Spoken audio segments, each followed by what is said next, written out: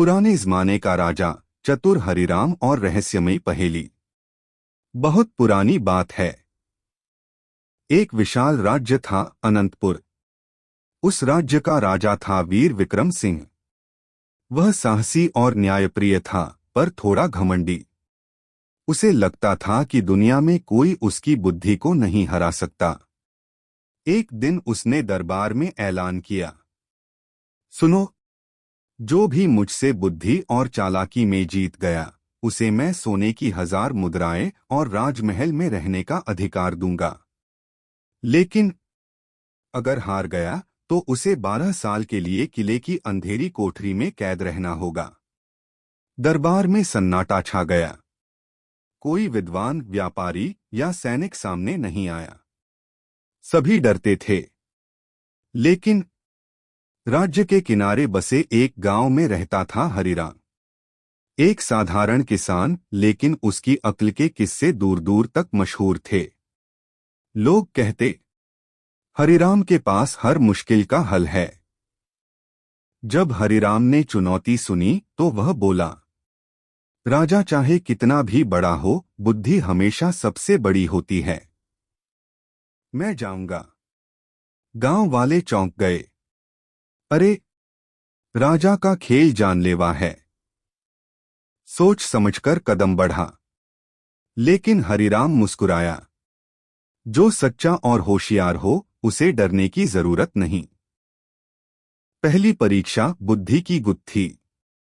दरबार में राजा ने हरिराम को देखा और हंसा। तो तू वही किसान है? अच्छा, पहली परीक्षा सुन। अगर जवाब सही दिया तो आगे बढ़ेगा, वरना यहीं कैद हो जाएगा। राजा ने सवाल किया, मेरे पास एक सोने की मछली है जो बिना पानी के भी जिंदा रहती है। बताओ यह कैसे संभव है? दरबार में खुसफुसाहट। बिना पानी मछली कैसे जिंदा रहे? जरूर कोई जादू है। हरिराम मुस्कुराया, महाराज, मछली असली नहीं, सोने की बनी मूर्ति है। उसे जिंदा रहने के लिए पानी की जरूरत नहीं। राजा हक्का बक्का रह गया। हम ठीक है। आगे बढ़। दूसरी परीक्षा, जंगल का रहस्य। राजा बोला, अब तुझे एक काम करना होगा। हमारे राज्य के उत्तर में एक काला जंगल है। वहां रात में अजीब रोशनी और आवाजें आती हैं। लोग कहते हैं वहां भूत प्रेत हैं। जा आज रात उस जंगल से राजमहल का पुराना रत्न लेकर आ, जो 10 साल पहले खो गया था।